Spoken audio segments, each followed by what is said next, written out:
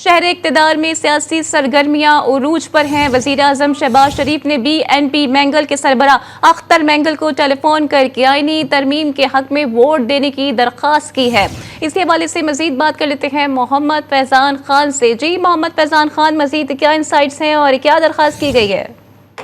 بالکل آئینی ترمیم کو کامیاب کروانے کے لیے اب سینٹ میں بلوچستان نیشنل پارٹی کے جو 2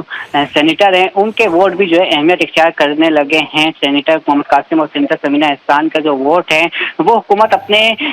حق میں لینے کے لیے وزیر اعظم شہباز شریف نے BNP سربراہ صدر اختر مینگل سے رابطہ کیا۔ صدر اختر مینگل ان دنوں بیرون ملک ہے اور وہاں پر ان سے ٹیلی فونک رابطہ کیا گیا ہے۔ ذرائع کے مطابق صدر اختر مینگل کو سے درخواست کی گئی ہے کہ وہ اپنے سینیٹرز کو کہیں کہ وہ آئینی ترمیم کے حق میں ووٹ دے، جبکہ صدر اختر مینگل نے آئینی مسودہ جو ہے اس کی کاپی مانگ لی ہے تاکہ اس کا جائزہ لیا جا سکے، جبکہ اس کے ساتھ ساتھ صدر اختر مینگل نے جو اپنے مطالبات بھی جو ہیں وہ رکھے ہیں۔ اس حوالے سے ایک جو بلوچستان عوامی پارٹی کے رہنما ہیں اور سابق چیئرمین سینیٹ صادق سنجانی نے بھی صدر اختر مینگل سے رابطہ کیا ہے اور صدر اختر مینگل نے اپنے کچھ مطالبات ان کے سامنے رکھے ہیں، جس کو جو صادق سنجانی ہے انہوں نے اختر مینگل کے مطالبات جو ہیں وہ منظور کروانے کے لیے انہیں یقین دہانی کرائی ہے۔ جی، تو کس طرح کے یہ مطالبات ہیں اور گورنمنٹ کی جانب سے کیا کہا گیا ہے؟ کیا زیر غور رکھا جائے گا ان مطالبات کو؟ جی دیکھیں، صدر اختر مینگل نے 2000 لاپتہ افراد کی بازیابی کا مطالبہ رکھا ہے اور ہمارے ذرائع کہہ رہے ہیں کہ صادق سنجانی کی اب سے کچھ دیر بعد جو بلوچستان نیشنل پارٹی کے دیگر رہنما ہیں ان سے بھی ملاقات متوقع ہیں، اور جس پر جو آئینی مسودہ ہیں ان کے ساتھ شیئر کیا جانے کا بھی امکان ظاہر کیا جا رہا ہے۔ اس حوالے سے تمام تر جو پیش رفت ہے صادق سنجانی نے وزیر اعظم کو بھی آگاہ کر دیا ہے۔ جی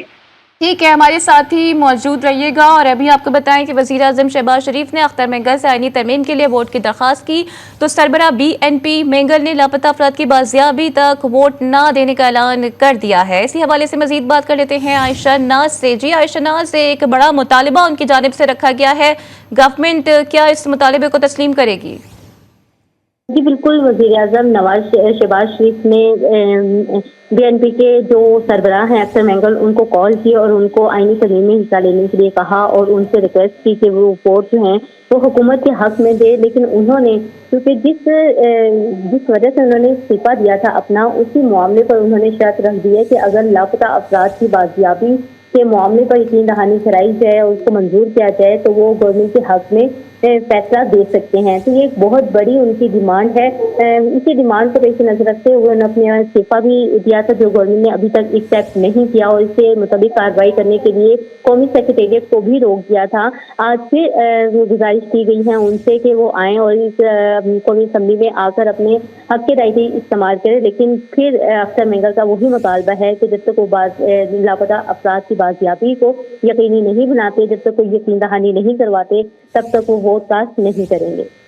عائشہ، لیکن ان کو تو منانے کی بڑی کوششیں کی جاتی رہی ہیں۔ ابھی ریسنٹلی جب ان کے استعفے کی منظر عام پر خبر آئی تھی تو چاہے حکومت ہو یا اپوزیشن ہو، دونوں نے رابطے کیے تھے، لیکن دونوں کو ہی ناکامی کا سامنا کرنا پڑا تھا۔ لیکن اس کے باوجود بھی گورنمنٹ کی جانب سے ان سے رابطہ کیا گیا اور درخواست کی گئی، یہ سمجھ سے تھوڑا بالاتر ہے۔